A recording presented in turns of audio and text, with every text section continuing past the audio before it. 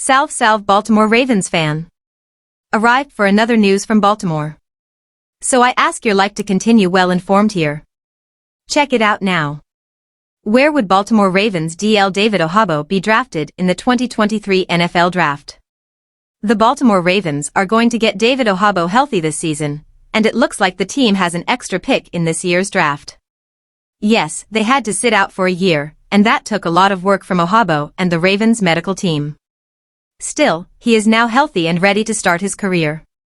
It's an interesting thought of where Ojabo would be drafted if he entered the 2023 NFL Draft. In 2022, he was a second-round pick despite an Achilles tendon injury. If teams knew he would be healthy a year later, how high would he go? The first name to look at is Will McDonald. He was 15th overall, but you could probably argue that David Ojabo would have been drafted in a very similar lane.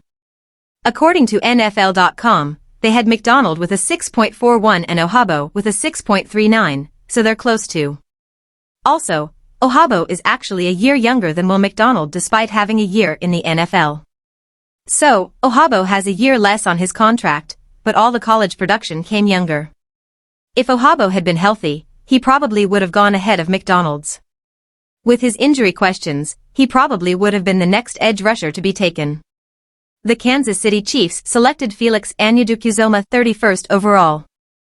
NFL.com rated him at 6.34, so between Will McDonald and FAU was David Ojabo's rating. It's easy to assume that if David Ojabo had been healthy, he would have been a first-round pick in this draft class. Plus, even though he was healthy this year at his age, he's likely going straight into that pick 30 range. So the Baltimore Ravens are signing a player who is a year older and coming off a serious injury. At the same time, they're signing someone younger than rookie Will McDonald, and he's coming back healthy thanks to the patience of the Baltimore Ravens team. If you could trade a second-round pick in 2022 for a first-round pick in 2023, would you do it? That's essentially what the Baltimore Ravens did, if they could field Ojabo this year. Back in instance.